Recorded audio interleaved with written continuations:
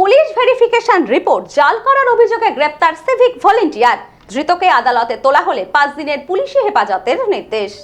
বনগাঁ বিবেক জ্যোতি সুভাষ উৎসব মেলা 2026 আয়োজনে প্রতাপগড় স্পোর্টিং ক্লাব 23 জানুয়ারি থেকে 22 ফেব্রুয়ারি। স্টল বুকিং, বিজ্ঞাপন ও যে কোনো প্রয়োজনে ফোন করুন 8777411850 এই নম্বরে। পুলিশ ভেরিফিকেশন রিপোর্ট জাল করার অভিযোগে কাঁথি থানার এক সিভিক ভলেন্টিয়ারকে গ্রেপ্তার করল পুলিশ। ধৃতের নাম ধনঞ্জয় করণ।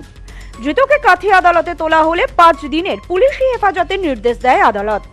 পুলিশ সূত্রে জানা গিয়েছে, দীর্ঘদিন ধরে পুলিশ আধিকারিকদের স্বাক্ষর জাল করে ভুয়ো ভেরিফিকেশন রিপোর্ট তৈরি করা হচ্ছিল। এতে সাধারণ মানুষ প্রতারণার শিকার হচ্ছিলেন। ঘটনার পর তদন্তে নেমে তড়িঘড়ি ব্যবস্থা নেয় পুলিশ। জানা গিয়েছে, স্থানীয় এক ব্যক্তি তার কর্মক্ষেত্রে একটি পুলিশ রিপোর্ট জমা দেন। পরবর্তীতে জানা যায় সেটি জাল। তিনি থানায় অভিযোগ দায়ের করেন। অভিযোগের ভিত্তিতে পুলিশ তদন্তে নেমে জানতে পারে থানায় এক কর্মরত সিভিক ভলেন্টিয়ার ধনঞ্জয় এই কাজ করছে এবং তাকে গ্রেপ্তারও করা হয়। এই ঘটনাকে কেন্দ্র করে রাজনৈতিক চাপানুতোর শুরু হয়েছে। বিজেপির অভিযোগ, তৃণমূলের জমানায় রাজ্যে ভুয়ো সংস্কৃতি চলছে।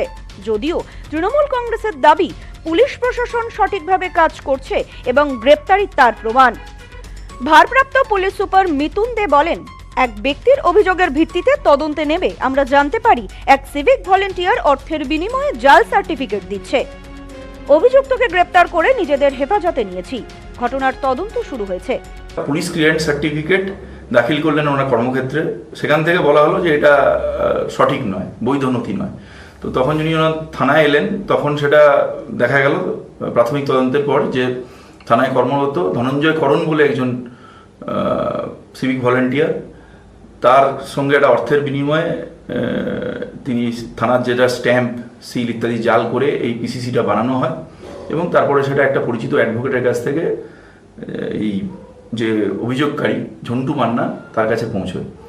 তো আমরা বিফিটিং সেকশনে কেস স্টার্ট করে আমাদের যে ধনঞ্জয় করণ বলে যে সিভিক ভলেন্টিয়ার, তাকে আমরা অ্যারেস্ট করেছি এবং আমরা আদালতের কাছ থেকে তাকে 5 দিনের রিমান্ডে নিয়েছি এবং এক্ষেত্রেও আমরা তদন্তটাকে একদম এসওপি মেনে আমরা এগিয়ে নিয়ে যাব। বিজেপি নেতা সোমনাথ রায় বলেন, তৃণমূলের আমলে রাজ্যে ভুয়ো সংস্কৃতি চলছে। সব ক্ষেত্রেই ভুয়ো। জাল কাজে যুক্ত হয়ে ক্ষমতায় এসেছে তৃণমূল। সবই তো ভুয়া, সবই তো জাল। ভুয়া সার্টিফিকেট, ভুয়া ডাক্তার, ভুয়া অফিসার, ভুয়া অবশ্যই মুখ্যমন্ত্রীও।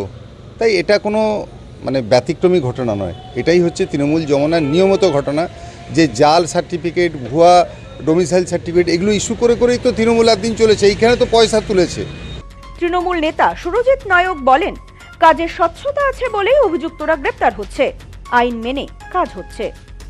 হ্যাঁ, এটা কোনো কথা নয়। এইখানে এটাই প্রমাণ হয় যে পশ্চিমবাংলায় আইন আছে, অন্যায় করলে তা সাজা পায়। এটা মমতা ব্যানার্জির সরকার, সেই জন্য সিভিক ভলেন্টিয়ার গ্রেপ্তার হয়েছে। আইন আইনের পথে চলবে।